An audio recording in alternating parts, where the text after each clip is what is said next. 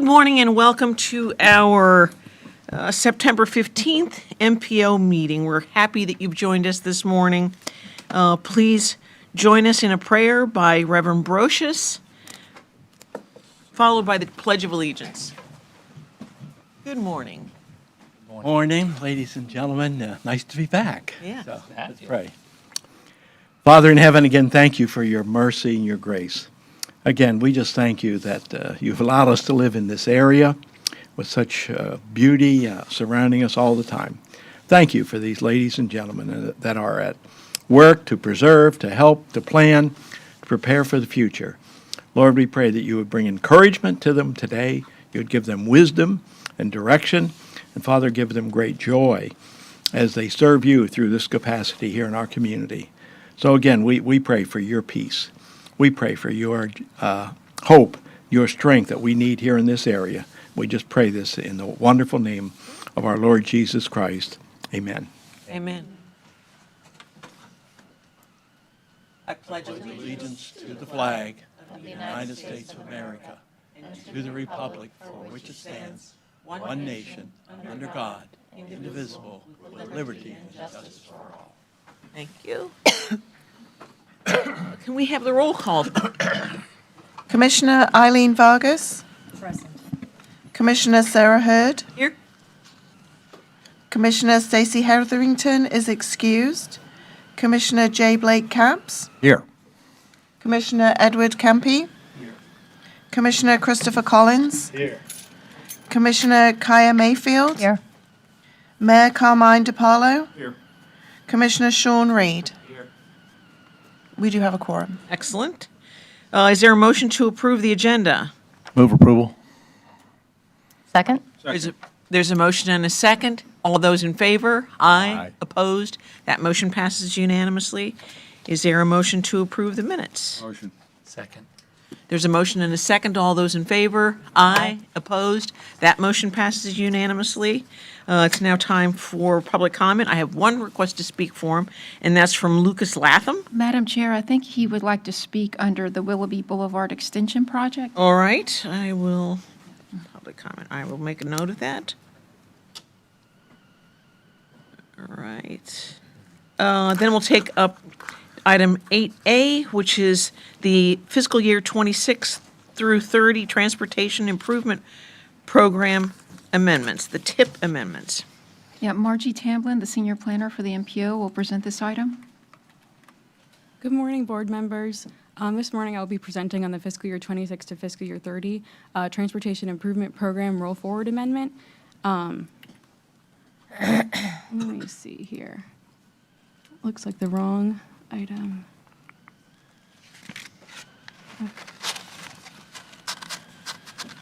There we go. All right, so amendments and modifications. The first amendment that we do each year is a roll forward report. So funding that wasn't utilized in the prior TIP, so the fiscal years 25 to fiscal years 29, rolls forward into the current TIP, which is fiscal years 26 to fiscal years 30. And the total rollover funds are $16.7 million. That's about $4.5 million in highway funding, about $12 million in transit funding, and that's not just for our area, that's for the Port St. Lucie urbanized area, about $61,000 in turnpike funding, and then about $5,000 in miscellaneous funding. And the miscellaneous funds for this roll forward report are in regard to the Federal Lands Access Program, and that's the grant that's between Jonathan Dickinson State Park and the Hope Sound National Wildlife Refuge. So briefly, we have a look at the fiscal year 26 roll forward report summary sheet. So we have the project, we have the FM number for said project, the to and from, so the project limits, the work type, and the rollover fund amount. And then you can see the total amount here at the bottom. The second amendment we have is the Alice Street project, and that is to remove the Alice Street project, and that was to add sidewalk there. According to FEC, they confirm that the sidewalks at this crossing are not feasible, therefore the project will not be moving forward. And here's that email from FDOT. And as a result of that email, we will be removing that project from the TIP. And then the modification that we have is a non-budgeted project. So we received an email from FDOT and FHWA in regard to adding this federal lands project. And this is specifically for Hope Sound National Wildlife Refuge. It's to replace the Hope Sound South End Boardwalk. repair the headquarters and to also repair the visitor center parking. This is not an item that we are paying funds towards, it's just to have consistency between plans. And with that, does anyone have any questions? Questions? Nice job. I don't see any. Is there a motion to approve? Yes, motion to approve. Second. There's a motion and a second. All those in favor? Aye. Opposed? That motion passes unanimously. Thank you. Next item is 8B, which is the 2050 Long Range Transportation Plan Draft Cost Feasible. Yes, Ricardo Vasquez, he's the principal planner for the MPO and also the project manager for the 2050 LRTP. He will introduce this project, and we have the consultant here to make a presentation for you. Yeah. So, good morning, board members. Today we are here to present to you the cost feasible plan draft that we have developed for the 2050 Long Range Transportation Plan. As you all know, we kicked off this project back in April of 2024. So here we are coming to the end where we have to adopt our plan in October, and the cost feasible plan is the last component of our 2050 LRTP. So with that, we have the cost Jane here, project manager for the project, and he will present on the cost feasible plan. Thank you, Ricardo. Good morning. Good morning. Thank you, Ricardo. Good morning, Madam Chair. Good morning, members of the board. I'm Vikas Jain with T.Y. Lin, Consultant Project Manager for the 2050 LRTP. Excited to be here to share the draft cost feasible plan for this project. Here's an outline of my presentation. I'll start off with a little overview of the LRTP development process, touch on transportation needs, and then walk you through various plan components before wrapping up with next steps. The flow diagram here shows the LRTP development process. As Ricardo mentioned, we started this process about more than 12 months ago. We did present various components of the plan over the 12 months to you all. There were several of these components that you approved along the way. The graphic here shows some of the key milestones, both from public engagement and technical analysis standpoint. And one thing I would like to point out is public involvement and agency coordination that we did weave through this entire planning process. And that was a key part of what helped us develop the needs in addition to the technical analysis, which is what is shown here on this slide. An extensive multimodal area of projects here that are needed in the county to enhance mobility, safety, and accessibility of the transportation system here in Martin County over the next 25 years. So what's the total cost of all the projects that are needed in the county? It's about $2.3 billion in present day cost if all these needed projects were implemented today. Over the life of the LRTP, next 25 years, the cost would balloon to $2.8 billion, and that's because of inflation. The different components, the way the cost is spread and different plan components, a majority of that you'll see is under highway, roadway, including SIS needs, and also under non-motorized projects. And then the rest is spread in transit, aviation, and other components. The total funds that are available to build and implement these projects is a little over $700 million over the next 20 years. And this is a combination of funds from local sources, federal, as well as federal and state. And I should also mention that though that $700 million is available at the MPO level. So in addition to those funds, there are some discretionary funds that are available. And this slide shows about $730 million for capacity projects.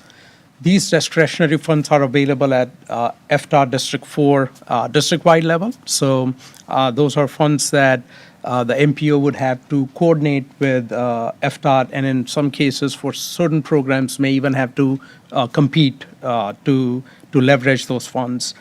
And in addition to that, there's non-capacity projects, and that's about $7.2 billion in year of expenditure.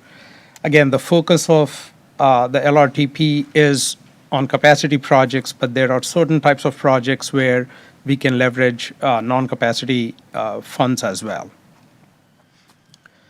So there's a clear mismatch between the funds that are available and the funds that are needed to implement all these projects. And in addition to that, there's also funding eligibility of certain projects, which then further restricts how funds that are available from these different local, federal, and state sources, how they get allocated to fund these various projects. So we were cognizant in making sure that we have all those internal checks and balances to make sure the project and the different plan components that I'm going to share with you, they are financially constrained, because that's a federal and state requirement of the LRTP. Before I get into that, just want to touch on project prioritization. So since there's limited funding and a lot of needs, we did prioritize projects. And what you see here is highway, roadway projects prioritization. We used about, in this case, a dozen or so different evaluation criteria, ran them through this data-driven analysis, did some statistical analysis, and these are the results that you see. So the top band is projects that are in the Transportation Improvement Program. That's the current Transportation Improvement Program. Some of these projects are fully funded, meaning they have construction funds. And there's 7-10 projects here, a few of them. And then there are others which do not necessarily have construction funds, and those are program projects. The remaining projects, we prioritize them from in different tiers, tier 1 through 4, tier 1 being the topmost priority, and so forth. Within each tier, these projects are a little fluid, and they can move up and down to provide some flexibility to the staff and to you all as funding becomes available and things need to move. So that said, the total cost of all the projects that is in the plan is about $746 million. And I'll walk you through again the different plan components, different modes, what's included and what's unfunded. Out of this, I mentioned we have about $700 million, so this is about $45 million more than the funding that's available. And there are a couple of projects that are identified as illustrative projects. So for those projects, if we are tapping into some of the discretionary funds that are available, those projects have to be identified as illustrative. And I'll point those out here in a little bit. The total cost feasible plan, 69% of the funding is for roadway, highway projects, including SIS, and the remaining is, again, spread over different plan components. So let me start with roadway, highway projects here. About $214 million in year of expenditure. That's the total cost of all the roadway projects. There are funded projects. I touched on them, 7-10 projects. There's a couple of program projects. These are PD&E studies that are currently ongoing. We also were able to fund 4 capacity projects. And again, if you recollect, a couple of minutes ago, I mentioned the priority. So based on that priority, we allocated funds that were available. Cove Road, High Meadow Avenue, and Southwest Newfield Parkway, as well as Willoughby Boulevard Extension. Those are the projects that we did find monies to fund in this LRTP. There's one PD&E study, and there's a developer-funded project here included as well.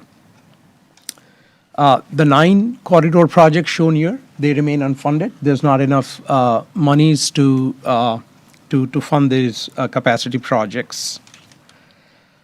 SIS projects, these are strategic intermodal system projects. The Monterey FEC grade separation is fully funded. SR 710 widening, there are 2 there are two segments that are not fully funded. So there's design funds, but not necessarily construction funds. And then a couple of other PD&E and managed lanes study that are programmed as well. Turnpike projects includes the ongoing PD&E study. This is the new direct connect ramps between I-95 and Turnpike. There's a Turnpike widening project and a few unfunded Turnpike projects here as well. From transit improvement standpoint, we were able to fund the existing transit service, fixed route, as well as paratransit service. A couple of new fixed route services, Canner Highway, Jensen Beach Boulevard, as well as microtransit services. And most of the capital improvement projects are state of good repair, fleet replacement, and so on. There's two illustrative projects here, passenger rail and intermodal hub. Transportation System Management and Operations, TSM&O projects. We allocated about $24 million in year of expenditure, and these could be these could be programmed anywhere on these 13 congested corridors. These are improvements which are not necessarily capital intensive, technology-based improvements, travel demand management strategies, so on and so forth, to manage congestion, improve reliability in these travel corridors. A couple of other illustrative projects, Park and Ride, three of them, FEC Rail Bridge, double tracking over St. Lucie River. These are illustrative projects. Again, this is where we are tapping into some of the discretionary funds. The pedestrian overpass along FEC remains unfunded. Freight projects, majority of these projects overlap with the SIS projects that I mentioned, as well as some of the roadway improvements. There's a number of unfunded freight needs, US 27 corridor rail bypass, some freight parking improvements, as well as other technology-based improvements. We also identified a variety of safety improvements in different corridors, as well as railroad crossing. These are all non-capacity projects. But again, safety is a key component, and we want to make sure that LRTP has these projects. These projects could be funded through the Highway Safety Improvement Program if they are under $1 million. And this is one of the areas where some of these improvements can be coupled with maintenance projects, resurfacing projects, as well as capacity projects if they overlap and can be implemented as such. There's an extensive network of complete streets, non-motorized improvements. We have allocated about $35 million for these projects. These projects are also illustrative, and there's other state programs that can be leveraged to fund these projects. Infrastructure hardening projects, these are, we identified and stratified them into three different priorities, depending on how quickly they can move from planning to design to implementation. The funding source for this would be the Protect program, and there's about $76 million that is still available for fiscal year 2026 at statewide level. Water-based transportation, the water taxi services shown here remain unfunded. What we were able to fund is a feasibility study to investigate a variety of routes as well as operating plans, and develop some concepts, order of magnitude costs, make sure the MPO is doing prudent planning before advancing any of these projects further. Aviation projects are partner agency projects. These are included and referenced here to make sure the projects are eligible for receiving state funding. There's about $3.2 billion from FDOT's aviation program that's available over the next 20 years at statewide level. We think Martin County should be able to get its fair share to fund these projects, at least the the state component. From next steps standpoint, we are at the tail end of the LRTP process, and we anticipate bringing this back to you in the early next month for final adoption.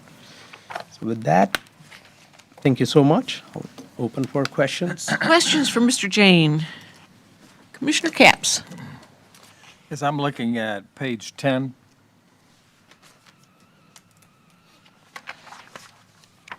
And it says there the cost feasibility plan is a financially constrained plan. And I think it's financially constrained because the projects in the CFP are 746 million and we only have 701 Correct. So million. Yep, and this is where the $45 million extra that you see here, it's for a couple of projects. Majority of that goes for Cove Road project, which is an illustrative project. So this is where we are tapping into the state's TRIP funds, which is Transportation Regional Incentive Program. So we are anticipating 50% of the cost for Cove Road would come from that program.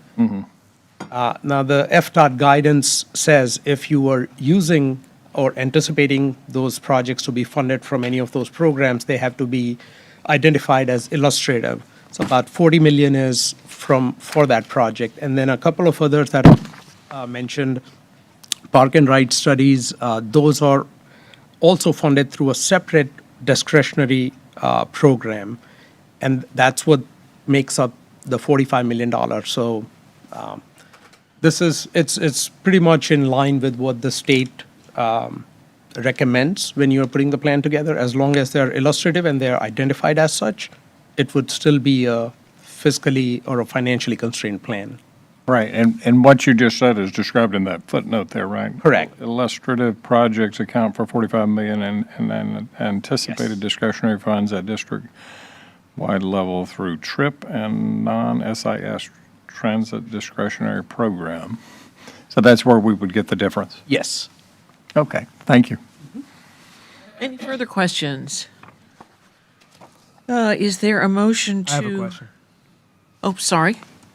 So, with regard to page 15,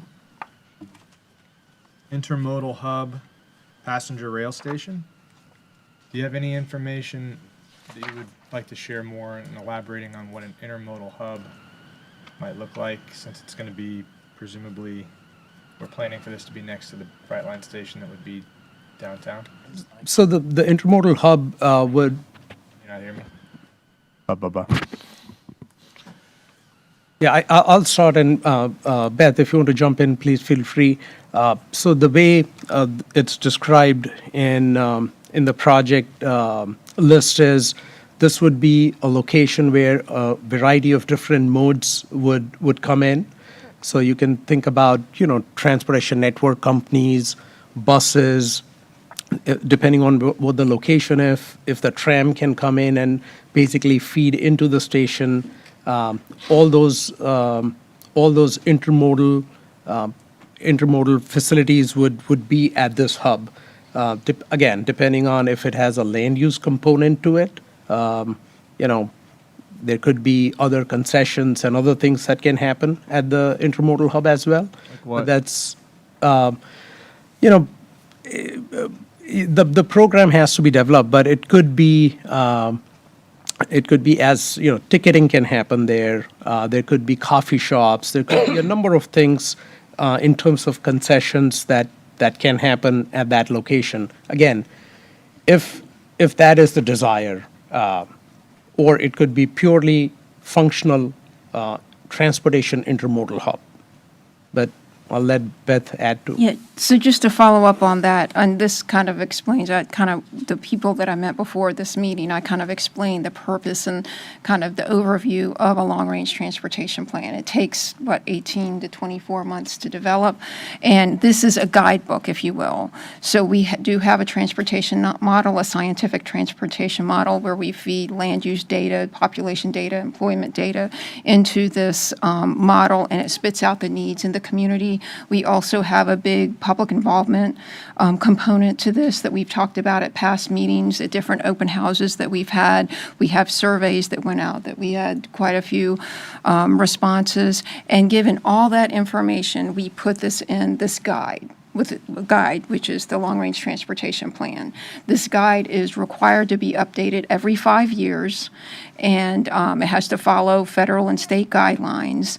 And so that we have, as he mentioned before about illustrative projects, that's what the guidance said, and that's what we have to put into it. Because primarily what the MPO and our staff works on is to position Martin County and all the cities in Martin County to be able to receive federal and state transportation funds. If you look at our short-range plan, the TIP, you see funding for the widening of 710, you see funding for the maintenance of traffic signals, you see all that funding from federal and state sources in that short-range transportation plan. The reason it can be in that short-range transportation plan is because we follow the federal and state guidelines to develop this guidebook every 5 years. We update it every 5 years.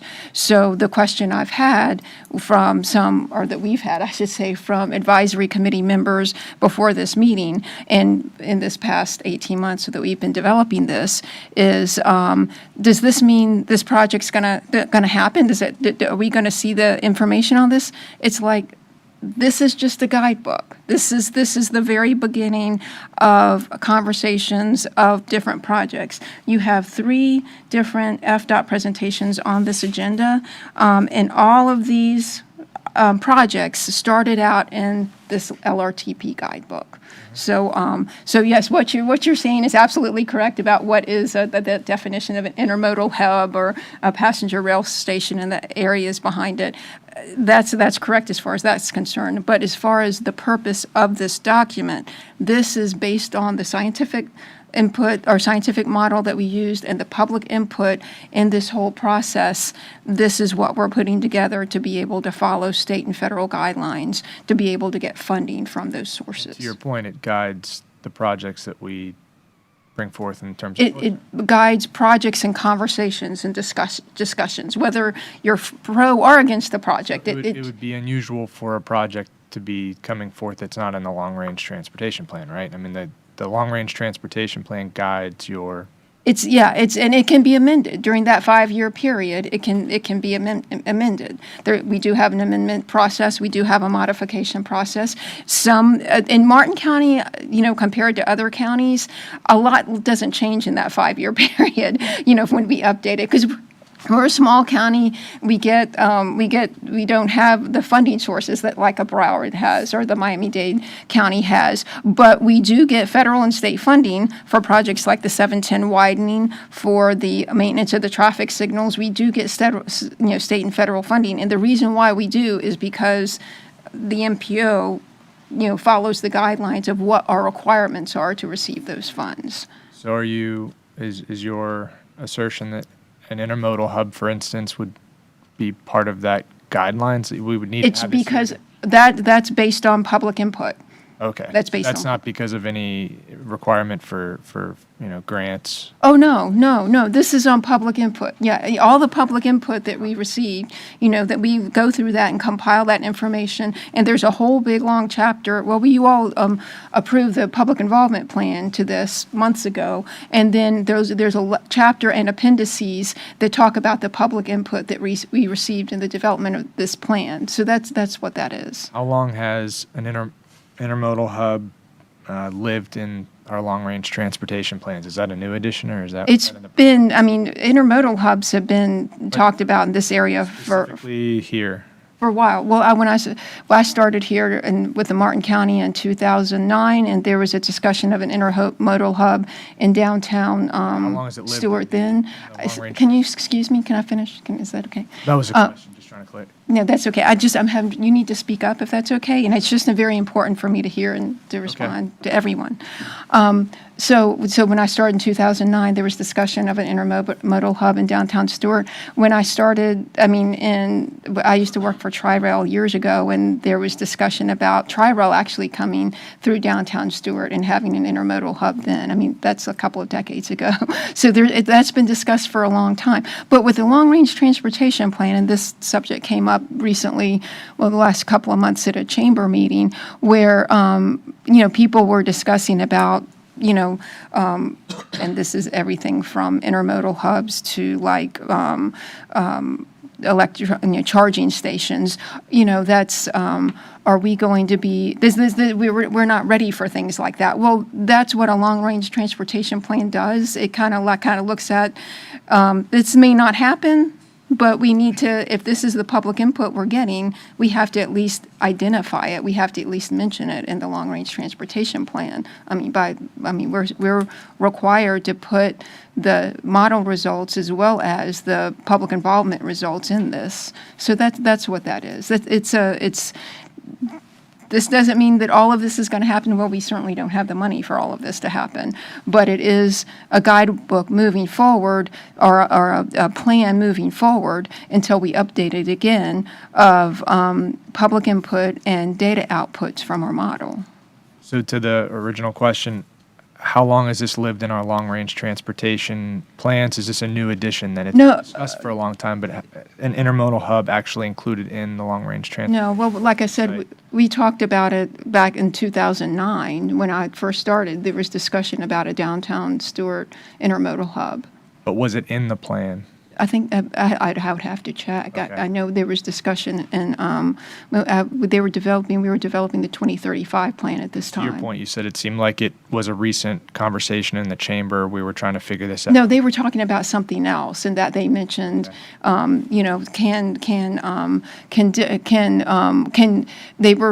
had the perception that some people do that transportation projects happen immediately, but with the MPO, we're a long-term planning agency. That's why we have a 20 to 25-year plan. So when we're talking about different projects, like 710 is probably the exception, where that is being expedited by FDOT. FDOT has been a great partner in that, but the construction money hasn't even been programmed yet, and we've been talking about that project for years.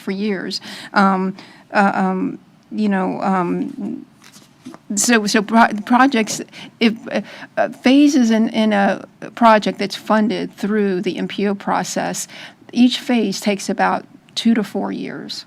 And there's the feasibility study phase, there's the PD&E phase, there's the design phase, there's the right-of-way phase, and there's the construction phase. So that's 5 phases, and each one of them takes 2 to 3 years. So when you all are talking about a project, a priority on the tip, about it being funded, that means there's a good chance it's going to get funded 10 to 15 years from now.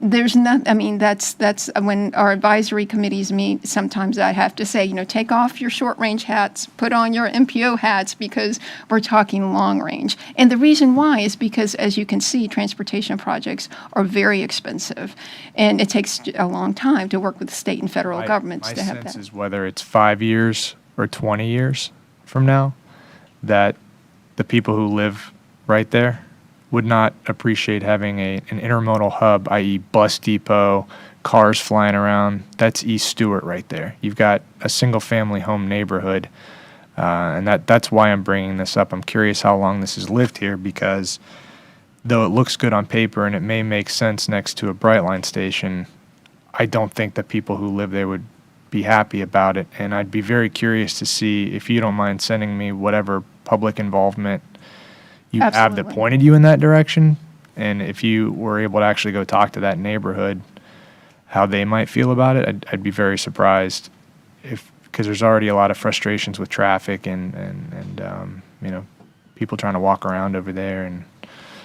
And secondarily, in the previous plan with regard to passenger rail and a station, I remember that it included that would be funded privately. That one of those caveats within that is that a passenger rail station would be funded privately. I did not see that here included, so that was an update within this plan, was amending that? We have to be consistent with other plans and local governments' actions, across the board. So from my understanding, the county has submitted an grant application for a passenger rail station.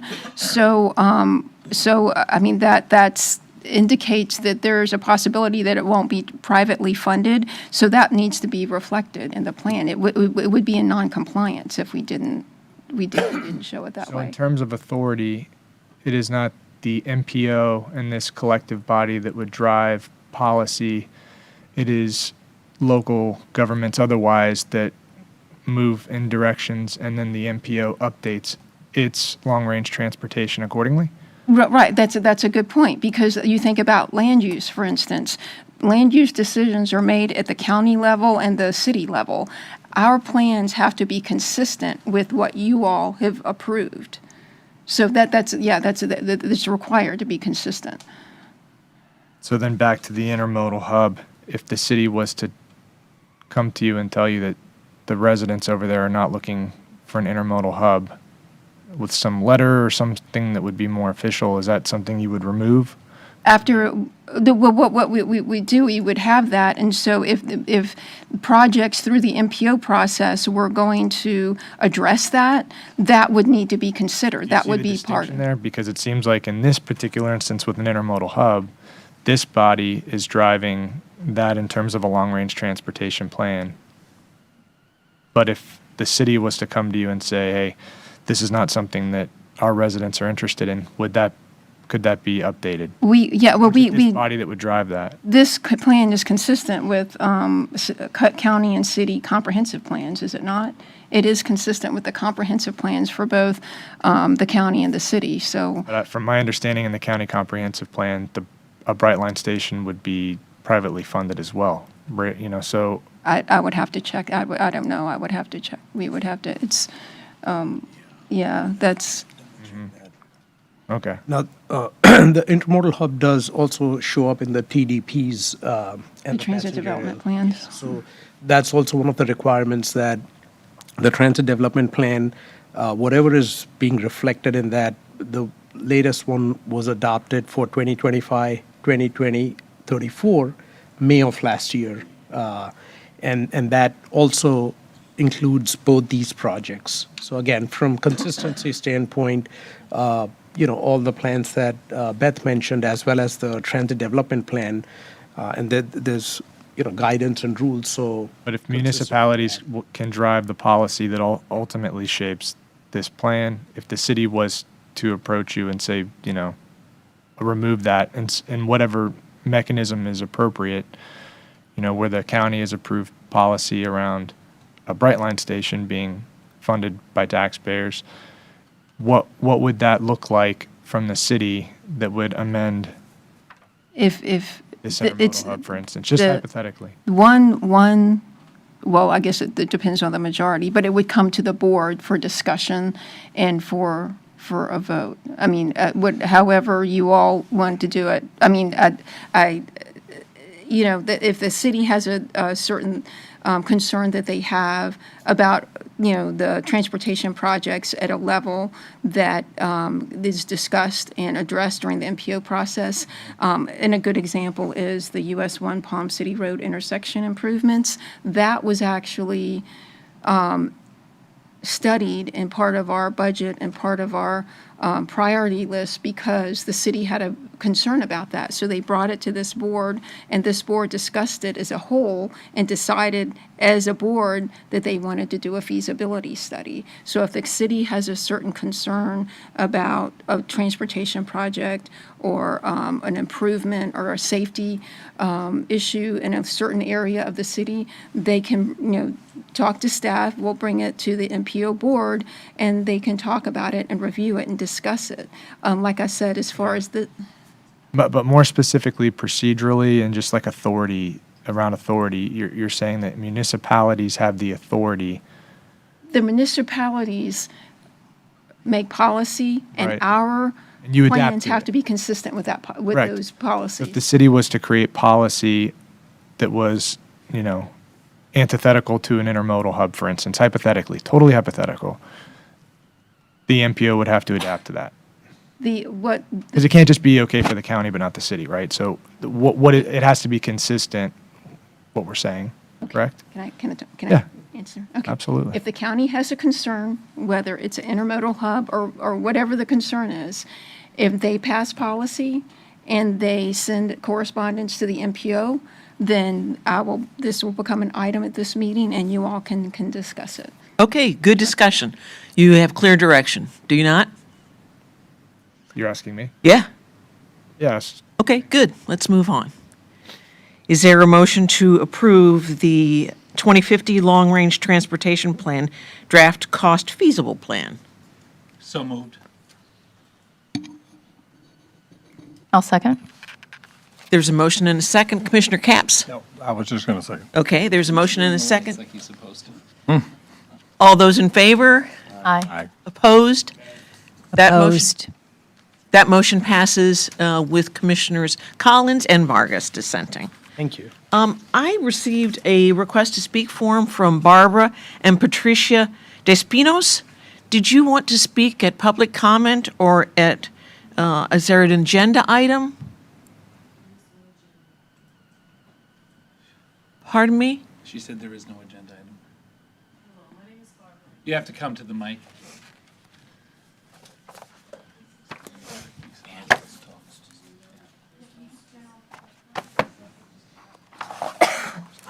You missed public comment. There isn't another opportunity, so please come forward with your indulgence, commissioners, and we will allow this to be part of public comment. This is Barbara and Patricia Despinos.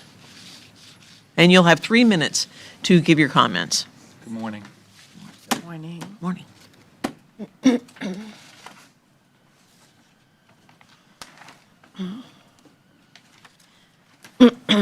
So sorry, excuse me.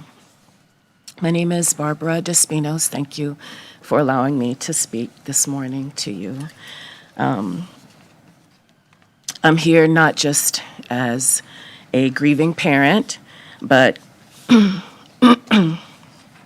so sorry, as someone who hopes no other family has to endure what mine and multiple others have before me. My apologies. Good time. On June 8th, my son Samuel Despinos died by suicide. He jumped from the Roosevelt Bridge, a bridge under your jurisdiction. He was 19 years old, and he was struggling, like many others are, often in silence, but in his most desperate moment, the barrier between life and death was only a few steps away, a short climb, and with no resistance. The Roosevelt Bridge does have a history. My family is not the first to face this pain. Multiple people have jumped from that structure over the past several years. Each of them had a story and a family, a life that ended in the same place. And I'm here today in hope that you would also see that there is some way or prevention measure that can be installed.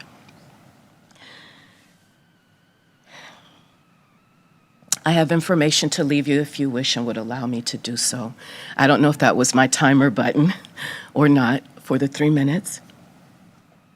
But when something is preventable and it keeps happening, it really drives the question, what will we do about it? What can and what will we do about it? Research and real-world data shows that barriers do work.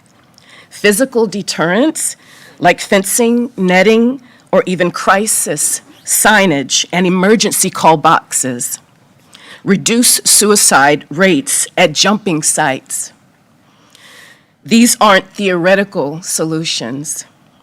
They are proven, and people in crisis often act impulsively. If the means are delayed, at the least, lives are often and can be saved. The impulse can pass, help can reach them, and their story doesn't have to end there. I understand that there are budgets, engineering limitations, and decision-making processes. But I also understand loss and the cost of doing nothing at all is another life, another family shattered, not just another statistic, but another tragedy that could very well have been prevented. I'm asking you today if you would please consider taking action, whether it be conducting safety audits at the bridge, bringing in mental health and suicide prevention experts, begin planning for more effectual physical barriers, install signs with crisis hotline numbers, simple steps that could make all the difference. I would give anything not to be here today, especially for this reason. But because I am, I will use my voice today, and I thank you for allowing that. For my son, for those who have already lost their life, and for those who may still have a chance to be saved. Thank you. Thank you. I am so sorry. Commissioner Campy. Yes, ma'am, I'm sorry for your loss. I think some of the suggestions that you made are excellent. And Ms. Beltran, I don't know if we're the organization for this or if it's the commission. I'd love to get some further information on how often this happens. And I know that the Golden Gate Bridge is another bridge in California where a lot of people, for some reason, decide that's going to be their spot. And I've seen a documentary on a lot of signage and call buttons and safety buttons. So some of your suggestions. Barriers. Yep. Barriers are probably trickier here, but a lot of your suggestions, I think, are doable. We can work with the staff that's behind you. A lot of it is state-level staff. But if a fraction could be that your son's loss stopped someone else from having to go through what you're going through, then we'd be more than happy to help assist you with that. Thank you for coming to see us today. Next item is US 1 and Palm City Road intersection improvements. Yes, this was a MPO study that we had done several years ago, a feasibility study.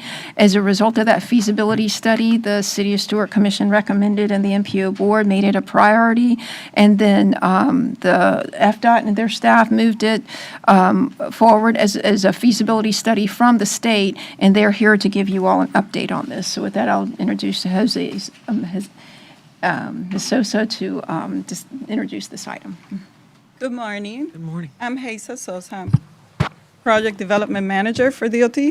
So this project, I understand there was a feasibility study done before by locals, and then it came to DOT for the last 2 years in the list of priority projects.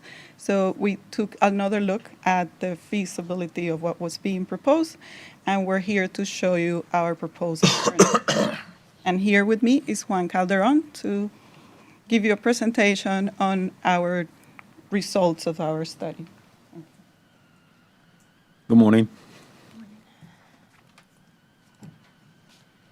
So we're going to talk about the improvements at the intersection of US 1 and Palm City Road. On September 2023, the MPO board selected Alternative 5 to advance for final stages of, for this intersection.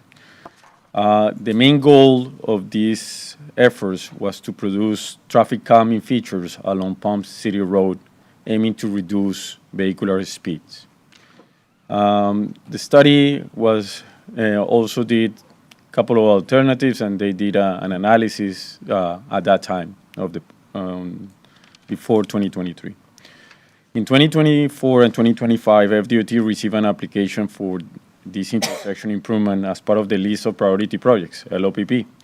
The FDOT is supposed to fund roadway construction and construction of pedestrian facilities within the city right-of-way. So let me give you a timeline of how this process has happened until today. So in 2023, the TPO yielded the study. FDOT received the application in 2024. And once an application is received by FDOT, there is a process, there is a due diligence that it happens where there is field inspections, other offices of DOT gather and provide input. They evaluate cost estimates, they evaluate safety, they discuss with the consultant and the MPO, and they consider other alternatives. And that's where we are here in this presentation. So this intersection, I'm not going to say much about it because you live here, you know well this intersection. This is an intersection right in Stewart, right next to the bridge on US 1.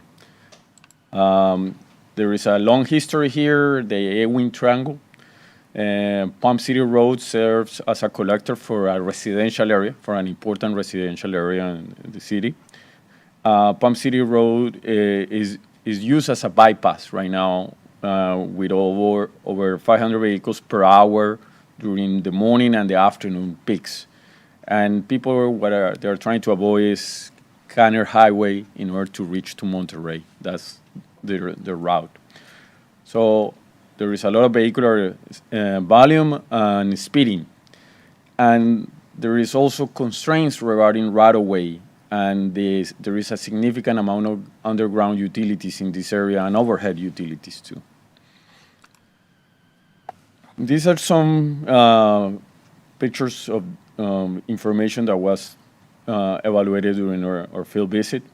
We have a safety concern here where vehicular speed are coming southbound at very fast speed. There is some queuing at the intersection. There is no exclusive right turn lane to access this location.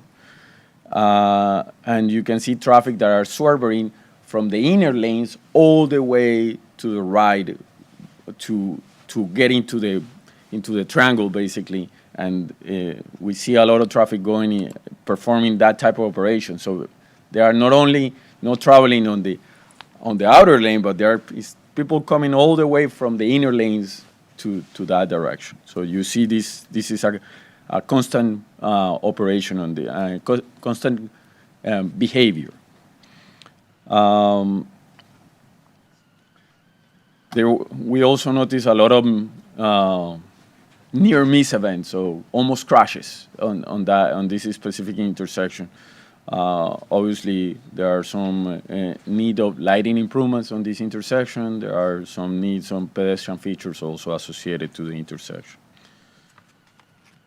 This is the LOPP, and I'm going to, I don't know if you guys can see my mouse here on the screen, but the intent was when the alternative that was selected, the preferred alternative number 5 at that time was selected, the main goal was to create kind of like a shift movement where people coming southbound will shift and get into the access lane so it's some type of swerving in from the inner lanes on that.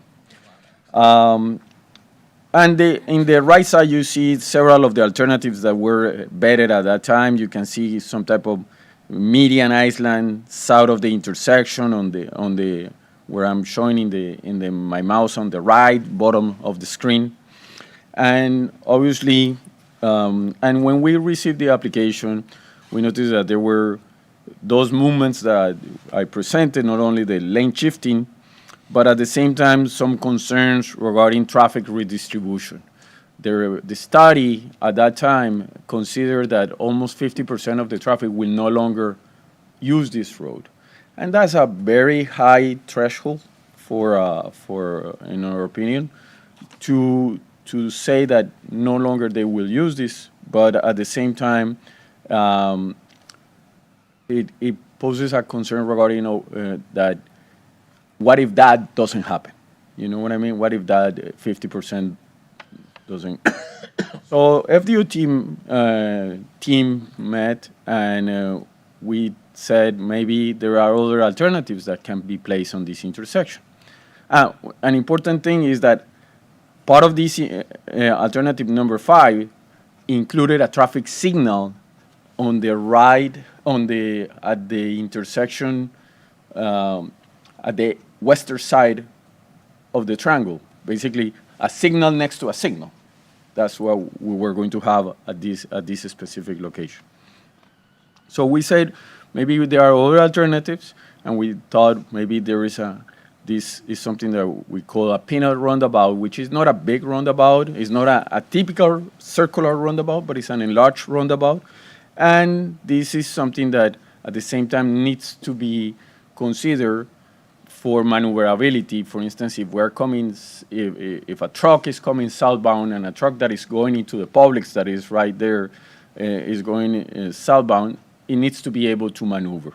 So we create this geometry, we vet it through the internal offices, and they consider that this concept is feasible. It may need a little bit of right-of-way on the southwest corner. There is this parcel that is owned by the city. This can be adjusted, and it's something that at the same time it might be able to slow the traffic, which is the main objective of what it was already aiming for from the original study. We did a level of service analysis, which probably you guys have been presented before, from A to F. So we noticed that it will operate at level of service A, similar to what it was anticipated by the other improvements.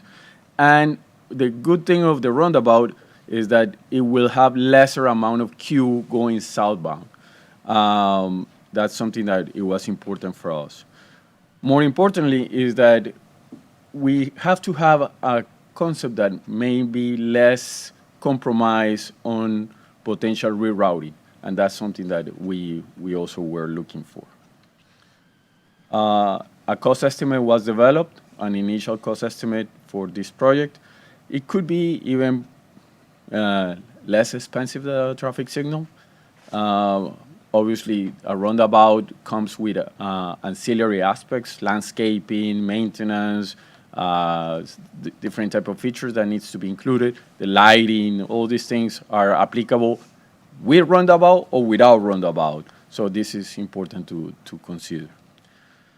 So FDOT today recommends that they revisit this alternative, an alternative that with minimum impact to the Edwin Triangle. We think that the rerouting, what it was anticipated from the alternative 5 will have a severe impact on the triangle. A preferred alternative that takes in consideration right-of-way and the constrained right-of-way that there is, that also avoids the hard braking on US 1. Having that swerving before an intersection was a big concern for us because people now are going to start braking not at a signal, but before the signal. and close to a stopping bar. So that was another problem for us.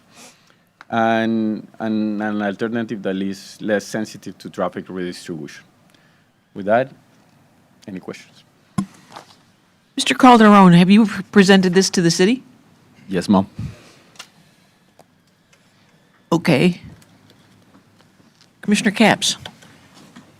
Will we be hearing from the neighborhood on this alternative?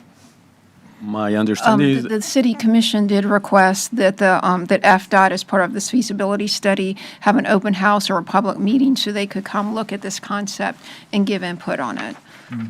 Because I understand that this has been a subject of great interest on the part of the neighbors in the past. Correct. I mean, our biggest Regarding, open house you know, we've ever had was right. with our feasibility study. I think the first open house, we had over 88 people, and the second open house, we had 100, which that's the biggest number of people that have attended our public events. And we're looking to have neighborhood input during the feasibility period? That's what the City of Stewart Commission requested. Right, right. To avoid wasting public funds, basically. Yeah, I guess the FDOT, usually after they do a study like this, they want to move ahead into the design. But the thing is, if they were to do that, then they would spend money on the design. And then if they would have a public involvement at that time and the neighborhood doesn't like it, then it could kill the project, and that would have been money wasted. So that would be, I mean, I think it's reasonable. That would be, I guess, staff recommendation would be for this board to write a letter to FDOT supporting the city's request to have an open house or a public meeting for this neighborhood to look at this concept and to give their input on it. Is that a motion we need to make? Yes, that would be a motion. I would request that you all direct staff to write a letter stating that, and then it could be authorize the chair to sign it, and then we can send it to District 4, and then the MPO will work with it. District 4, we do public involvement, all the time about how to set up a meeting, a public meeting for the neighborhood to come give input on this. Well, I would make that motion. Second. Commissioner Collins? Just to add a little bit more to Beth's comment, she's spot on. These were very attended and engaged meetings. The one that I went to, I wasn't at both, but I've not seen that kind of involvement.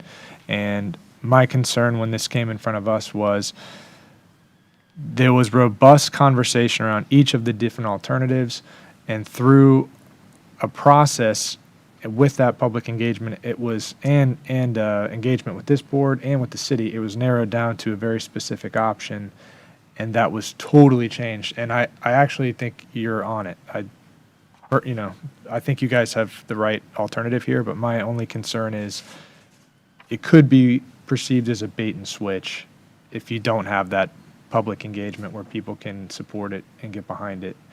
So that was at least my perspective when it came in front of the city. So I would appreciate everyone's support in having a public meeting before it goes further. And I anticipate people will be very supportive. I just want to make sure that people don't feel like they got tricked, because they were so involved and invested in that previous option. To somehow see something wildly different with no awareness could be ugly. And we are also aware of the Yes, sir. situation. Yes, We understand that typically projects are not sent back into early stages. Right. For us was significantly the safety concern. We discussed this with the design office, with the safety office. All of them were exactly in the same understanding that having people breaking on US 1 and the pictures speak by itself. People are very used to this corridor. The goal was to create traffic calming, which is the main objective.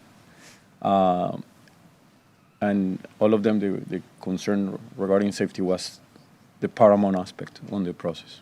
To me, it comes across that you're trying to do the right thing, so I appreciate what you're doing, and I think our residents will follow along with that. I just want to make sure we're following process. Understand. Commissioner Mayfield? Yes, just a quick question. Not that it's a great idea to be walking that area anyways, but what is the pedestrian route and looking at the new alternative, like if you were trying to go south on US 1? So we don't have the sidewalks here. This is a concept. Okay. Oh, Okay, so obviously there will be ramps on every roundabout needs to have pedestrian crossing features. And they should connect the existing sidewalks that they are in the corridor. One thing that if you see in this picture is that the triangle has a crossing right at US 1, which is a little bit of concerning right at that point. Yeah. So we think that probably this middle point somewhere here before the roundabout is where it should be probably there. okay. Okay? There is a motion to send a letter of support for a meeting in the city. It has been seconded. All those in favor? Aye. Opposed? That motion passes unanimously. Thank you. We'll now move on to agenda item 8D, which is the Willoughby Boulevard Extension PD&E study presentation. Yes, the FDOT project manager is here and the consultant are here to present this item. This has been a priority for the MPO for quite a number of years, and they wanted to come give you an update on their PD&E study. All right. Thanks, everybody, and thanks for having us here to present the Willoughby Boulevard Extension PD&E study to you. My name is Chris Rislow. I'm the consultant project manager for this project, and with me is Maria Formoso, who is the FDOT project manager. The financial project ID for this is 419669-3-22-03, and the ETDM number is 14512. This is the study team. There's Maria and me, and also Walna Kalik is our community outreach specialist, and if you haven't seen her out and about, you will as the project progresses. So first, I just want to go through what the transportation development process is. A lot of you are familiar with this. We're in PD&E phase right now, and this is where we determine a preferred alternative that addresses the purpose and need of the project to move forward for development in the design phase. We also evaluate potential environmental impacts of those alternatives and provide opportunities for public participation, which helps to shape the project. The study will comply with the National Environmental Policy Act, or NEPA, and all federal and state environmental laws, in addition to meeting requirements when federal funding is involved, which is the case for this project here. So during the PD&E study, the community has had and will have some more opportunities to provide input. Potential effects of the project on the environment will be avoided or minimized, and the project team will continue to coordinate with federal, state, and local agencies. And all project reports and plans that we develop will be made available for public review as they are completed. The project limits for the Willoughby Boulevard extension are from Monterey Road, where it ends today on the north end, up to US 1. The scope of the project is to extend Willoughby Boulevard with one lane in each direction from its current terminus at Monterey up to US 1. And right now, we're currently looking at 2 corridors. Alternative 1, or Corridor 1, it's about 3/4 of a mile. That's the straight shot that goes up Alhambra Avenue and extends along a new roadway once you get past San Jose Street. That's the last street in the Monterey community there, north to US 1. Corridor 2 is a little longer. It's about 1¼ miles long. What it would do would to peel off existing Willoughby at the back entrance of Martin County High School, and then extend up to where Rays Way and Monterey Road have an intersection today. Continue up Rays Way to Central Parkway, head west, and then meet up with Corridor 1 to continue along that new alignment north to US 1. There are several adjacent projects in various phases of development. I won't go through them, but you can see them here on the screen. One that's closest is the FEC Railroad Crossing at Monterey Road and Dixie. But I do want to point out that there was a feasibility study performed called the Corridor Feasibility Study Report for Willoughby Boulevard from Monterey to US 1. That's what we're building on for this project. So I want to go a little bit more into the purpose and need of the project. So the purpose of the project is to extend the north-south corridor and provide system linkage within the overall region. It's also to strengthen multimodal interconnectivity and mobility and improve safety for pedestrians and bicyclists. The need of the project is because essentially Willoughby Boulevard does not connect to US 1, so it results in circuitous routes for traffic. You go up Willoughby, you head left or right if you're headed north, and then you go back up Canner or US 1. So this is another link, another north-south link in this area to the entire system.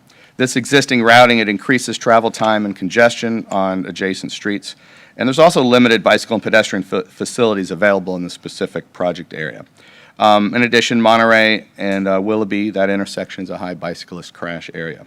So our objectives for this project are to optimize that regional connectivity, improve traffic operations in the region, relieve congestion on those existing streets, and improve pedestrian and bicycle safety so we can obtain location design concept acceptance, or LDCA, as you've probably heard it, for an alternative that meets the purpose and need of the project. The existing conditions out there, I know it's primarily a new road, but each corridor, 1 and 2, do overlap some local roads in the area. Alhambra Avenue and Rays Way are 2 lanes, 1 in each direction, and Central Parkway is 4 with 2 in each direction. The existing Willoughby Boulevard is an off-system road and has 2 lanes in each direction with sidewalks on both sides and a posted speed limit of 45 miles per hour. Additionally, in the entire area that we're looking at, there's 12 key intersections, and we're performing intersection control evaluations, or we shorten that to ICE, on 5 of them. And on those new intersections, we're looking at potential intersection control of stop control, signalized, or roundabouts. From a traffic perspective, this isn't new to you guys. There is heavy congestion during the morning and afternoon peak hours. If you look at the map, just green to red, like a traffic signal, red is stopped and green is go, right? And so there are intersections in the area that do experience that congestion. The existing Willoughby Boulevard corridor itself, the arterial level of service is C on it. However, both of our alternatives are anticipated to divert traffic from those adjacent roads, including US 1 and Canner Highway, which would result in less congestion on those roads, which would also reduce delay and also increase safety in the area. So speaking of safety, from 2019 to 2023, because we look at 5 years, there were about 1,700 crashes in the entire area with 3 fatalities. And that's, you can see on the heat map here, the brighter the color, the more of the crashes, and obviously the intersections are where we see most of those crashes, and that happens when it gets congested.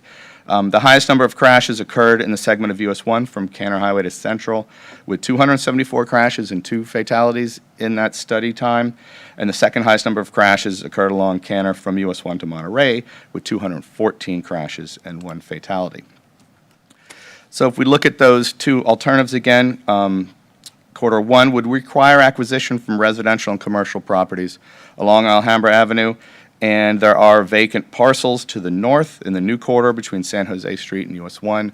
That segment, if you look at my cursor here, which is from here up, actually is right-of-way that was, and I'm going to talk about this a little more, set aside as public right-of-way, really for the road years ago, and that's what these vacant parcels are, right through here.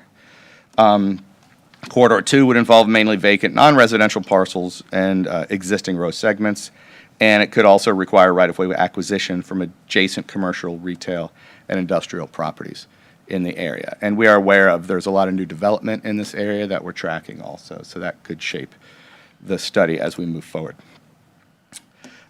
So again, the extension itself is anticipated to have 2 vehicular travel lanes, 1 in each direction, and will include bike lanes, sidewalks, and appropriately marked crosswalks at each of the intersections.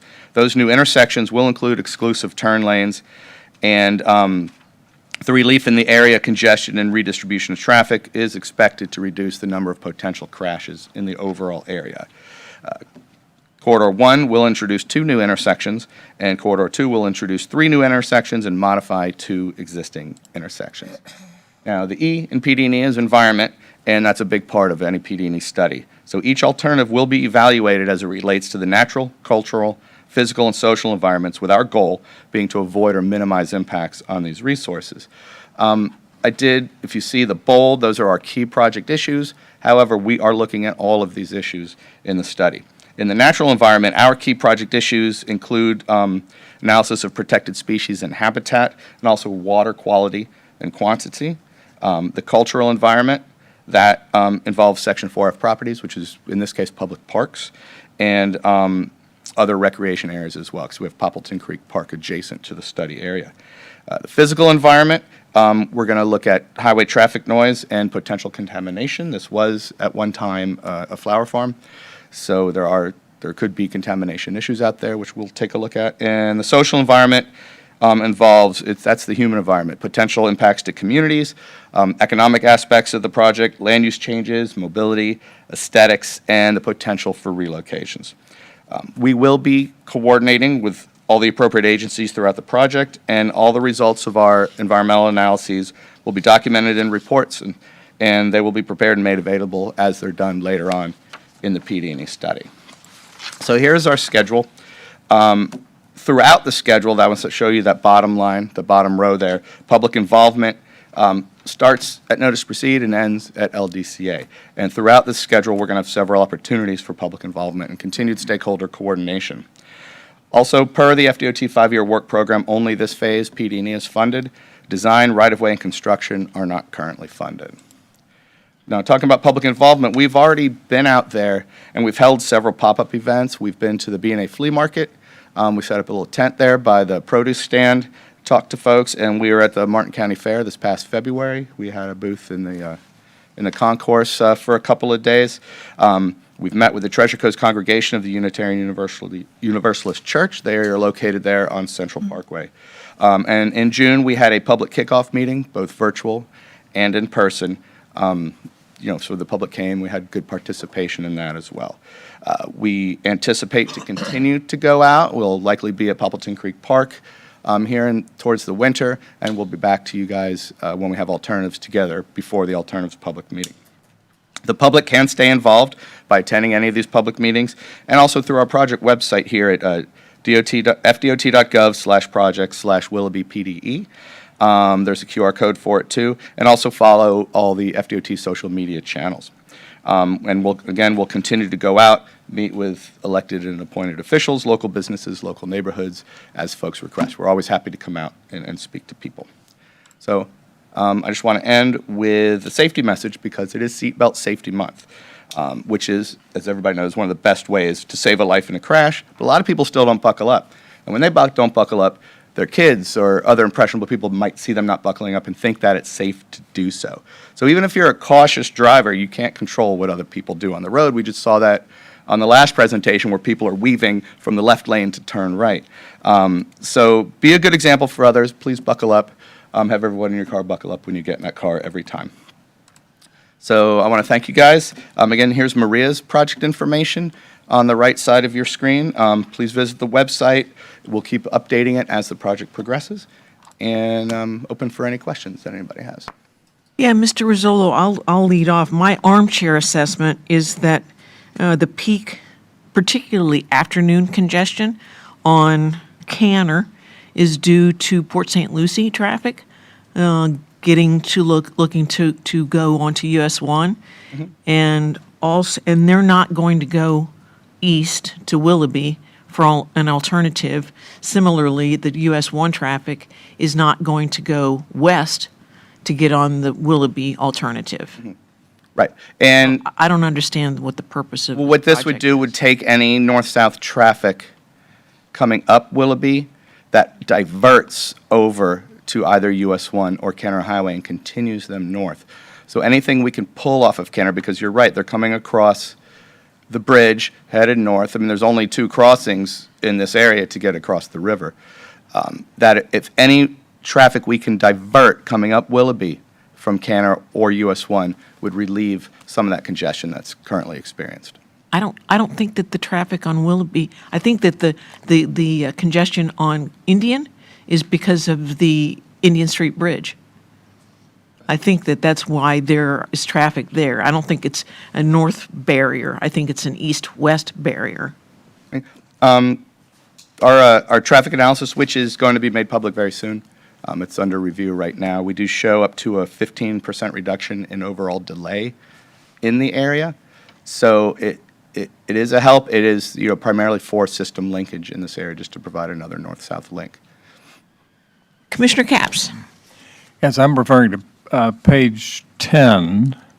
If you look at page 10, looking at engineering alternatives, And one alternative is Corridor 1, which is Alhambra Avenue, and then one alternative is Corridor 2, which is Ray's Way. It appears that in Corridor 1, the effect is largely on residential homes, Yes.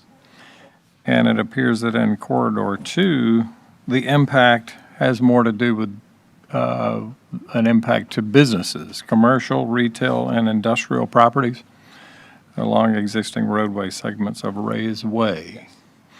So do we have any idea how many homes in Alternative 1 versus how many businesses in Alternative 2 would be affected? And have we heard from those two groups of people much in the past? So we're doing that analysis right now. There will be right-of-way acquired should this continue forward into construction. I don't have that answer yet, but we will bring that to you for the next meeting. We're developing our concepts right now, drawing them out, and that'll determine how much right-of-way is taken, what it looks like. You know, we have to look at the profile of the road, whether we have to raise it or keep it steady. And I'm sorry, what was the second question? Just contrasting residential Have we versus contacted them? commercial. And yes, we have been out there. We because we knew that this project could have an impact on the communities, we went out and we did a lot of footwork. We were in the neighborhood. We put door hangers up. We have a very extensive mailing list that everybody's gotten notification within this entire area here. So we had a good turnout at the kickoff meetings for the public. So we've been very involved, speaking to people. We got on the streets. We had our pop-up events. And we're going to continue to do that throughout so everybody's voice can be heard. We've heard, one way or the other. We've heard, no, go here, no, go, this one, which you get a lot. But it's been, our goal is to get out there to have people be aware of what we're doing. So we've been out and we'll continue to go out. Have there been any thoughts yet about whether any eminent domain would be required? Would the right-of-way needs issues be so severe that perhaps it would require eminent domain and the removal of buildings or homes altogether? Potentially. That would go through the uniform relocation process, the federal process. In this phase in PD&E, that's what we'll identify as part of it, and that's part of the social environmental analysis that we do for this project. So all of that information That is gets yet to come. identified during this PD phase. Yeah. Okay, thank you. You're welcome. Commissioner Collins. So I tend to agree with Chair Hurd. Sometimes what we're trying to achieve isn't necessarily worth the cost. I know this has been a long plan in the making. People have been wanting to do this for a long time. But the prospect of displacing a poor Hispanic neighborhood and running, the highway through their single-family home, well, not necessarily always homes, but single-family neighborhood, I think is a bad idea. Cutting through part of Poppleton Creek, I think is a bad idea. And, with Central Parkway, before I was elected, I sat through some of the meetings with Central Parkway with the proposal for the lofts, and this is not your issue, but I do think it gives more context to the issue of the people who live on Central Parkway. Those residents have endured overdevelopment of Central at the hands of the city commission at the time, but now facing this as well, whether what's worse, just cutting across Central or going on Rays and actually putting people on Central before they get back on that main thoroughfare north. It's not good. My questions are, what if any authority does this board have to not see this potentially happen? Would be my question, maybe for Beth. Is this something that doesn't have to happen? I know we're discussing this today, but is the discussion limited to, are we going to go one or two, or is it if this even potentially happens? So this is a discussion item for the MPO board. I can give you a little bit of history. The city manager here is from City of Stewart, so he could give you a longer history. But as far as the MPO process, this extension has been included. It was included in our first long-range transportation plan that was approved in 1994 in our 2020 plan, and so it's been on our priority list for a long time. And so the first phase, this is the first phase, which is the PD&E study.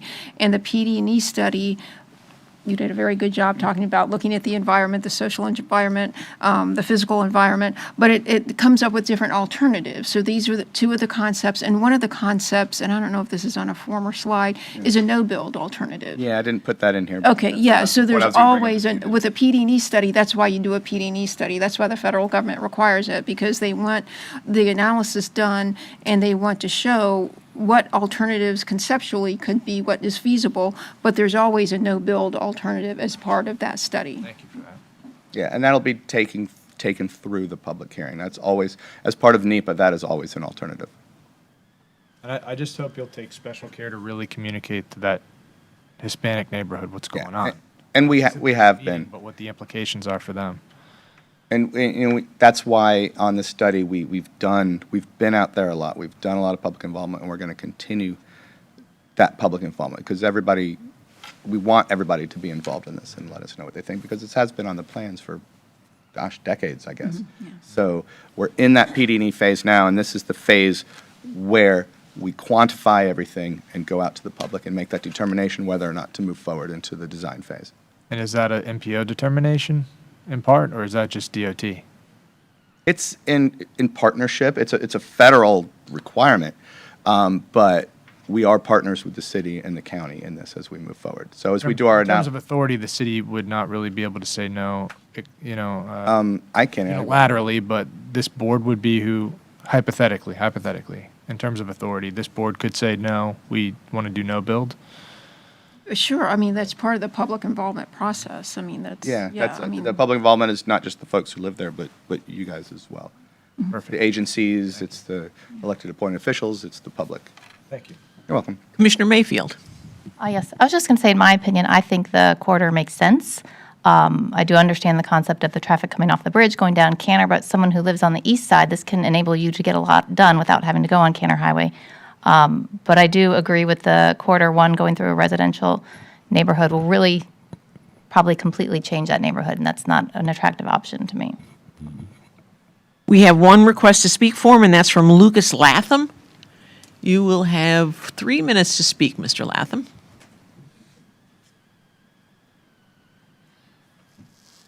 Good morning. Good morning, members of the MPO. My name is Luke Latham. I live in the Seaside Townhomes off of Central Parkway in Stewart. FDOT, the City and County Commissions have already received numerous emails calling for a no-build on this project from the Seaside HOA President, the Villa Bella HOA President and Treasurer, as well as many other residents from these communities. Before I get started, let me remind you, members of the MPO, of what's included in your mission statement. Quote, preserving the environment, enhancing the quality of life. But for whom are we enhancing the quality of life is the real question. Some may argue this is a simple fifth-grade government issue of majority rule versus minority rights. I argue this is not in the best interest of the majority either. However, let's start off with the minority rights. If this project is approved via Corridor 1, you'll have 17 families moving out of the Seaside townhomes.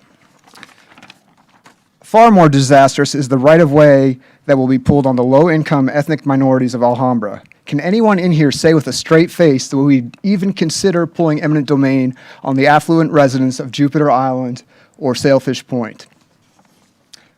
While Corridor 2 is a less bad option, it's still a bad option. Construction on the Poppleton Creek Watershed Project began in 2007 as a multi-agency effort to, quote, improve water quality and create wetland and upland habitat. How is paving over a 40-foot wide, 500-foot long, wildlife-containing North Canal enhancing resiliency, as FDOT claimed back in June? The Poppleton Creek Park was a multi-agency effort established in 2010 as, quote, an important natural area to the citizens and visitors of this region. Despite FDOT's contention that this extension will have no impact on the park, I argue that the extension will be within 30 feet of both the north and south and east-west wooden bridges, ruining the vistas, creating noise pollution, and scaring off wildlife. From there, the project will hack into the Poppleton Creek Woods, one of the last bastions of green space in the city of Stewart, and likely adding another stopway onto US 1. As you continue the discussion with FDOT, please ask why there wasn't a no-build slide in this PowerPoint or their previous ones, as is required. If through trucks will be allowed on this extension. If so, how's that improving pedestrian safety? And lastly, if they're adding a stoplight onto US 1 and how that will affect everything. Thank you very much for your time. You're all welcome to come take a stroll with me over at Poppleton Creek Park and see the true effects of this project. Thank you, Thank Luke. you.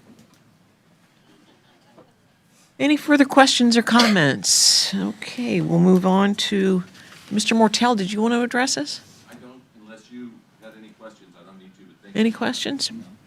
No. Thanks. Okay, we'll move on to the next item, which is the County Road 708 Bridge Road, Hobe Sound Bridge feasibility study presentation. Yes, the FDOT project manager and consultant are here to give the board an update on the Hobe Sound Bridge feasibility study. The Hobe Sound Bridge replacement project has been a priority of the MPOs for the last several years. So with that, I'll turn it over to Hesa again. That's correct. Just as Beth mentioned, the County Road 708 Bridge, Hobe Sound Bridge has come through our list of priority project for the last 2 years. And the request was for whole not rehabilitation, a whole replacement of the bridge. I understand there's some issues with the drawbridge opening and closing and some delays. So we did a feasibility study, and we're here to present the results of our feasibility study. So Ron Sanchez is here to present our feasibility study. Sorry, my leg fell asleep out there. Apologies. All right, so start with the agenda, or what I'll be covering over the next few slides. I'll be talking about the purpose of the project, existing characteristics, alternatives. I have a comparison matrix, including some costs analysis, and then a draft recommendation. So the purpose of the project was to investigate a bridge replacement. This was included in Martin County's 2024 and 25 priority project list, which of course generated a resolution number 22-2.15, which requested a bridge replacement from the FDOT, and that prompted FDOT to initiate a feasibility study, which we performed. So I'll just back up a second. We'll talk about the existing characteristics of the existing bridge. Of course, it's a movable bascule bridge, double leaf. The existing bridge was built in 1985. The span that's out there now is actually relocated from another location. The bridge has two 12-foot lanes, 4-foot 6-inch shoulders, and an 8-foot sidewalk on the westbound side of the bridge for vessel traffic for navigation. The vertical clearance in the closed position is 21 feet, and the width of navigation channel is 90 feet, which, by the way, is the old standard required by U.S. Coast Guard. I'll be talking about the new standards in a little bit. And then as a result of a traffic investigation, which was, we anticipate approximately a 20% volume increase through 2045, which is the design year for replacement alternatives. Moving over to structural condition, the bridges has been and is in satisfactory or good condition as of the latest inspection reports are available. Structural components are in good or satisfactory condition. The bridge is listed as scour critical, so scour countermeasures are recommended, but the channel bottom has been stable since 2001.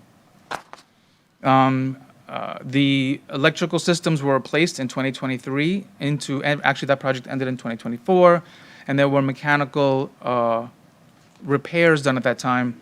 Actually, my firm, HDR, performed that work under contract directly with Martin County. And then finally, the mechanical systems may need to be rehabilitated in the next 15 to 20 years.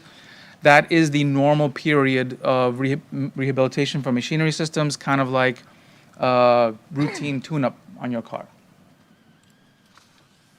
So moving on to alternative number one, which is no build. Of course, as was just mentioned, it's always included as an alternative, just primarily as a baseline. The advantage would be no expenditures for roadway or bridge design, no severe inconveniences to the traveling public and no impacts to the natural environment. This, of course, does not address the county's desired improvements, and it does not directly address scour concerns. Although I understand that, I learned in attending these meetings that the county has in their long-range plan to perform scour countermeasures at this bridge location. I didn't know that before I came here. So I have three more proposed alternatives to look at, and they all use this proposed typical section. That was done really so that none of the alternatives were preferred over the others. So it would be 12-foot lanes, increasing the shoulders from 4'6" to 8 feet, and increasing the shared use path from 8 feet to 10 feet. I'll point out that Martin County Public Works had requested a shared use path in both directions. However, there's no existing eastbound connectivity, so we omitted the eastbound shared use path in order to not prejudice against the replacements. That would have made those alternatives bigger, more costly, and less likely to be selected. So alternative 2 is a rehabilitation, widening the existing bridge to the new proposed section. This is actually made more possible because your bridge happens to have particularly short cantilevers, which usually makes it difficult to widen a movable span because normally the cantilevers are much longer. Of course, when we widen the span, there's an interference with the control house, so the control house would also have to be completely replaced in this alternative. The disadvantages would be that there'll be no improvement in navigational clearance, and it's a relatively large expense after the recent mechanical electrical systems were repaired and replaced in '23. Alternative 3A is investigates a bridge replacement with a high-level fixed bridge. So it's approximately 13 spans of FIB 72 beams. Those are Florida I-beams, a standard FDOT concrete pre-stressed beam. The substructure would be reinforced concrete, pre-stressed concrete piles. I'm just describing what concept we used in the alternative development. That doesn't necessarily mean that some eventual fixed bridge would be exactly like this. This bridge would provide a 65-foot minimum vertical clearance for vessels, meaning no vessels taller than 65 feet could pass, and would also make the navigational clearance 125 feet wide. That would be what the U.S. Coast Guard would require for any bridge replacement. Of course, the advantages are the elimination of the inconveniences of a movable bridge. It's less expensive in construction and maintenance compared to movable bridges. However, it does disallow a small portion of the boat traffic, approximately 4%, according to the boat counts that we performed. And of course, this structure also has a large impact to natural, aesthetic, and cultural features, especially the tunnel of trees to the west. Oops, click. Okay, alternative 3B was the replacement with a movable structure. This bascule bridge is similar in concept to the existing bridge, but accommodates the widened navigation channel I mentioned earlier. There are minimal impacts to natural aesthetic cultural features, at least in comparison to the high-level fixed, predominantly because this bridge has about the same length as the existing bridge. You may not be aware, the current bridge over Hope Sound is not the original bridge at this location. It actually replaces I believe it was a swing bridge, but I'm not sure. So that bridge the existing bridge has an alignment shifted to the north. So any of these replacement alternatives would be constructed offline to the south, but they would be wider than the existing bridge, so they would extend past to the south from the original alignment. This alternative is very expensive in comparison to the other alternatives, and the local community would still continue to need to deal with the inconvenience of movable bridge operations.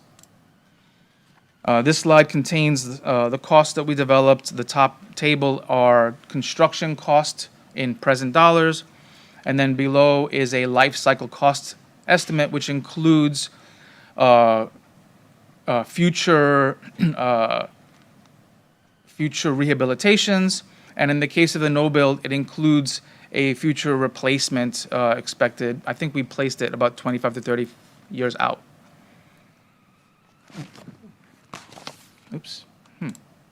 Okay. This is a comparison matrix that we developed as part of our feasibility study.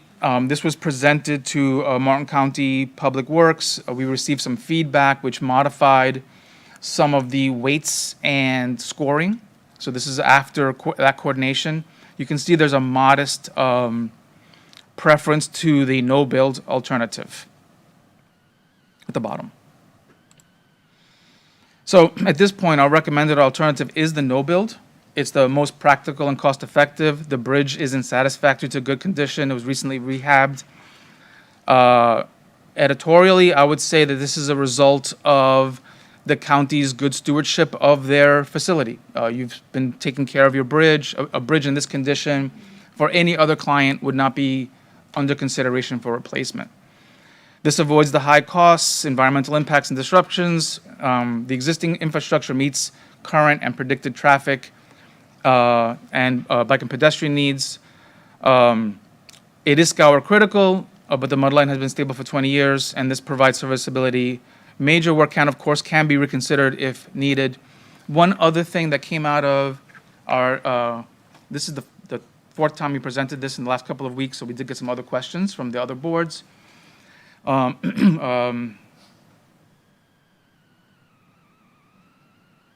Shoot, it's gone. It'll come back. It'll come back. Sorry, guys. Anyway, I guess I'll open it for questions now, and it'll come back as I'm talking. Shoot. Anyway. Just another armchair assessment, the one alternative that I think we can absolutely reject right now is the high-level fixed bridge. Of course. Okay. Have you met with Jupiter Island? We have not. We did reach out to a local historian and got information that was included in our feasibility study. We understand the importance of the tunnel of trees. I'm a movable bridge engineer.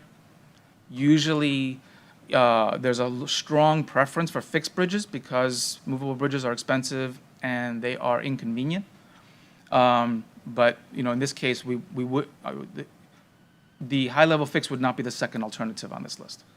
I would take that slide out before you Yeah, go to Jupiter Island. I would too. That alternative is just going to chew up so much land. It's Right. Commissioner. That is always a consideration. When we include these alternatives, we include them for completeness. Sure. We never know where we're going to go, but yes, sometimes they're unpalatable. Yeah. Commissioner Mayfield. Yes. Help me learn something new. What does scour mean? Okay, so scour is the action of the ground being sucked away by water. Imagine you're standing by the beach and you're standing still, and as the water moves in and out, your feet slowly sink into the ground. Well, this happens to bridges too. So the way you avoid that is you have foundations that are deep enough that the scour doesn't affect them. Your structure is what's considered an unknown foundation. In other words, we don't know what the pile depths are. And as a result, it ends up on a list because you cannot do the analysis. You can't determine what the scour capacity of this bridge. There's hundreds of bridges like this in Florida.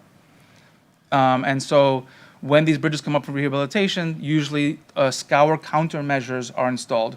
Imagine a concrete carpet placed on the mudline to keep the scour from happening.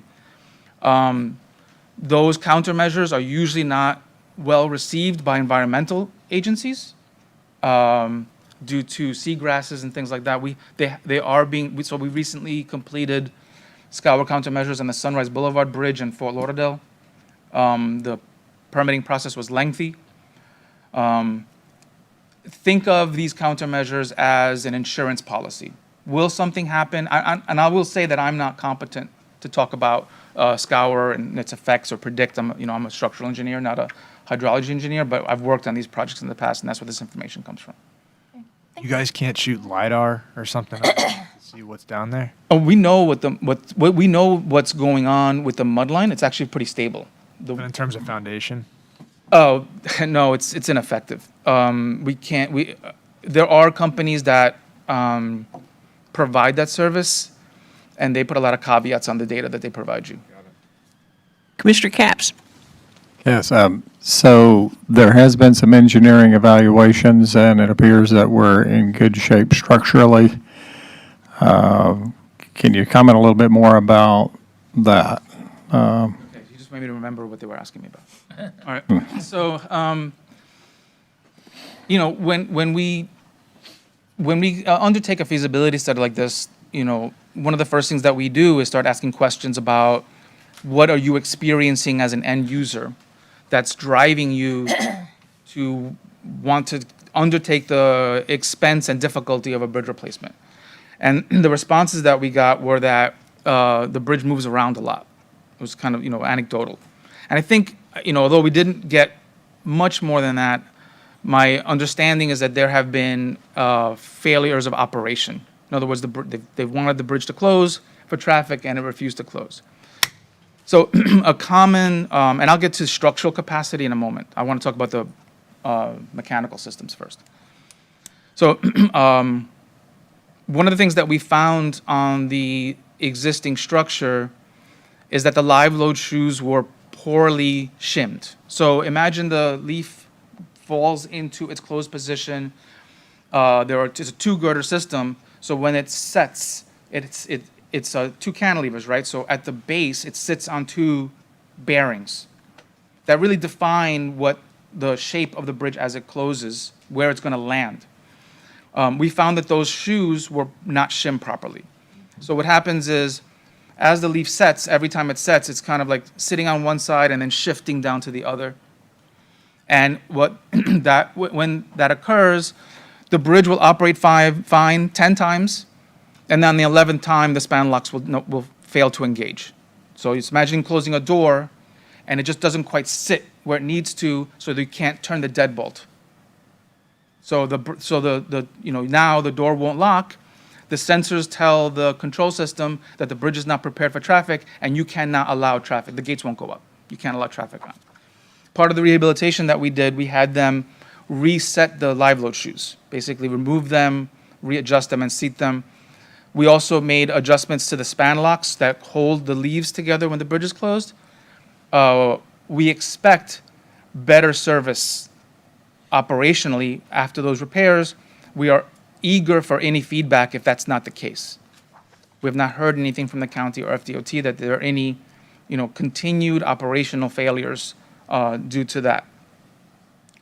As far as the, one of the other concerns that we got was, I was reminded by TAC that this bridge is not its original use. The span was relocated from another location, and presumably the intent was to tell me that the bridge is older than I might think. Steel, well preserved, well painted, will last much longer than the conventional, what is known as a 75-year design life. Concrete has more of a time scale on it in that, chloride ions penetrate concrete over time and corrode the steel inside. But if you preserve steel and you paint it and you take care of it, it doesn't just deteriorate on its own. It needs to, if it's exposed. I'll go further, although this is kind of maybe not that dire or not that important to you all, but the railroads have stopped painting their bridges entirely. They stopped painting their bridges in 1985. And their bridges don't go up in a puff of smoke. Did I answer your question? I didn't really talk about structural capacity. Your bridge is not load rated. Your bridge is carrying the capacity fine. There were no signs of significant deterioration, at least nothing that could not be repaired. Good. That's reassuring, and I'm glad remedial things have been done to make it more operational. Here's another question. If we go with no build, and that means we would be recommending that we make a change to our list of priorities by the MPO and take it off the list for this period of time? Well, that would be up to the board. I mean, this board has certainly left projects on their list of project priorities and just moved them down the list because of various reasons. One example is the right-hand turn lane on Canner turning right into South River. That was moved down the list, but it's still on the list of project priorities.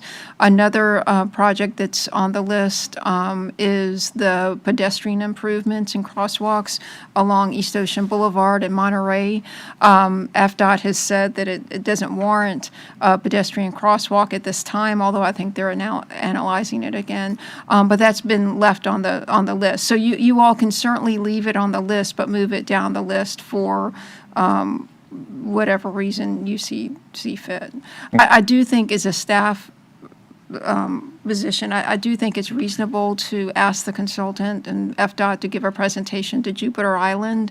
I think they're going to be impacted by any work on this bridge, probably more than anyone. So that would be the staff's recommendation for the MPO board to send a letter to FDOT requesting that they present to the Jupiter Island Commission, present this presentation to the Jupiter Island Commission.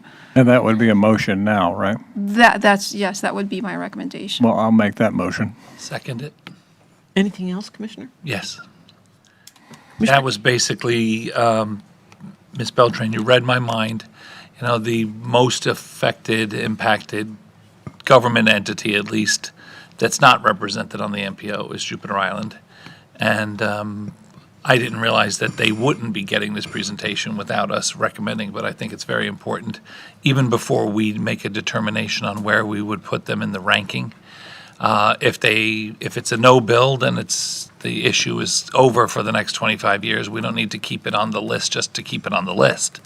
But I wouldn't want to personally make that determination without getting feedback from, first off, their staff, and secondly, their elected officials. So good suggestion, which I think now you'll have.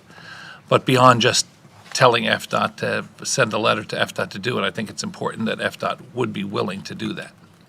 Not receive the letter and say, well, we're not doing it. Thank you.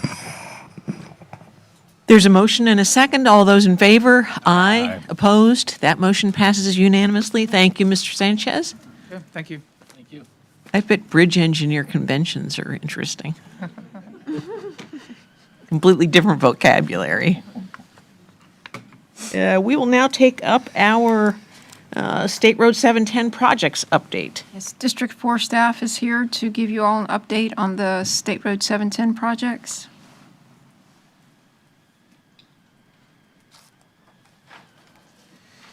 We have been working with central office. One of the funding alternatives is SIS, and we have been shifting over some projects that the costs went up tremendously, almost double, where we put them in the second 5-year program. So we have offered some openings in the first 5 years. We have offered a portion of 710 to be advanced.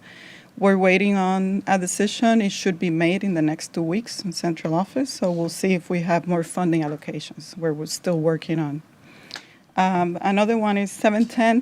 Do you know which segment that is? Which would it be the one closest to Indiantown or the one closer to Okeechobee County? Yeah, that's why I brought my phone to see if I have the table, but it will take me a while to get to that one, so I can give another update and then I'll check on other items. Another State Road 710 at Alapata, traffic signal warrant analysis was being conducted. The volumes are very low to warrant a signal, so there was a meeting last week to discuss other alternatives. There's always the option of the realignment with MLK that will help the signal be warranted, that closeness to the railroad that adds another warrant. So we're looking at other alternatives to see how these can be warranted. The 710 projects construction start approximately fiscal year 2030, and completion is around 2035. So we're already looking even at 2035 for volumes to see if at that time it can be warranted and how we can advance it. So that's another one that we're working on, and the consultant is going going back to see what other options on that signal warrant. Anything else? I'll check if I have the project that we were looking at advancing when we found an opening. It's actually, that one is not even SIS. It's because we moved something else to SIS funding. We opened FDOT funding in 2030. So we were looking at least if we can get more funding given the cost that we have. Was there, I understand you all are moving ahead with the dedicated right turn lane on 7 turning into Tommy Clemens. Is that correct? I can talk about it now, or we can talk Yes. about it next either way. Yes. Okay, yeah, well, this have is the Chris, seven- and I'll see This if is I the can find 710 update, so I don't, they're doing a tag team. Don't go away, Hesa, because I'm sure they'll have questions for you. Thanks, Beth. Good morning, Board. Just a brief update. Chris Karras, Surgical Coast Operations in Fort Pierce, DOT. Just a brief update on the right turn lane at Tommy Clements, starting a week from today. We will be starting the process of constructing that right turn lane at Tommy Clements. That project is scheduled to be complete January of 2026. Good.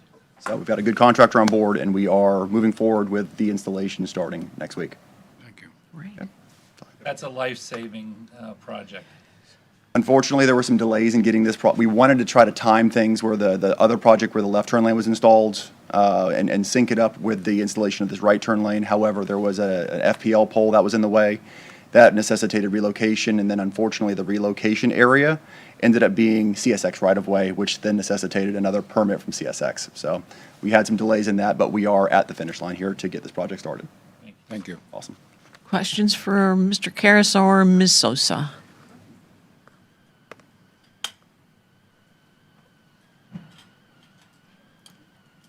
Do you have an update, or do we need to wait for 2 weeks to get the update?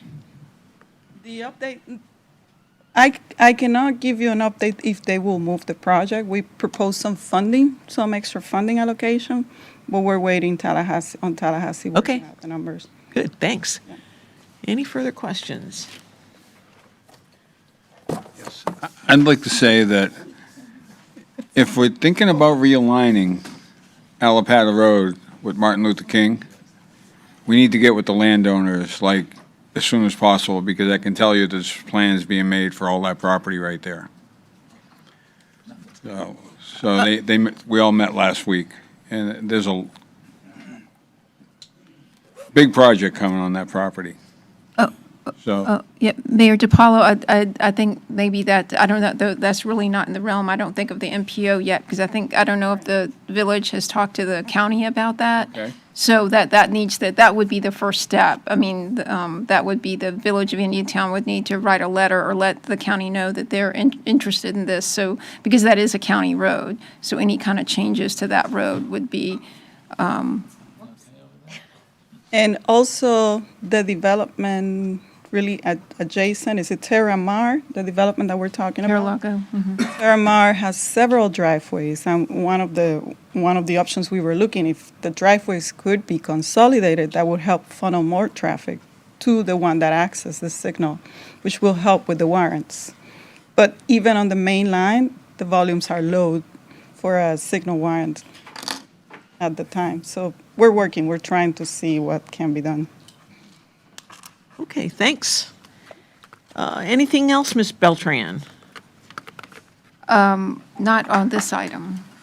Anything else? We're at the end of our agenda. Okay, yeah, a couple of notes, thank you, hey, so we're good.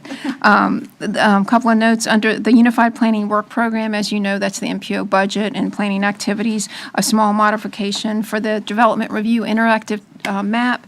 You all approved having that updated quarterly, on a quarterly basis instead of biannually. We were a little short with funds, so we moved money from the staff salaries line item to the Development Review Interactive map in order to have that updated every 4 years on a quarterly basis.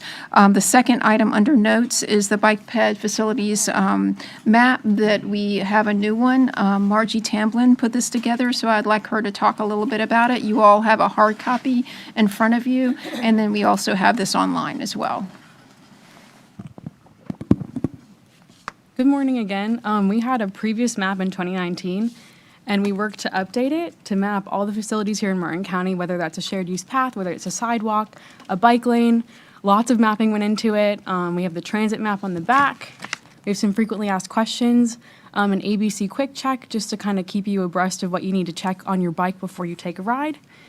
We have the full map if you open the whole handout here.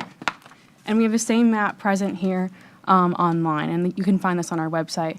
We have restrooms, libraries, fire departments, police stations, bicycle stores, things of that nature, anything that you would need and more to find your way through the county.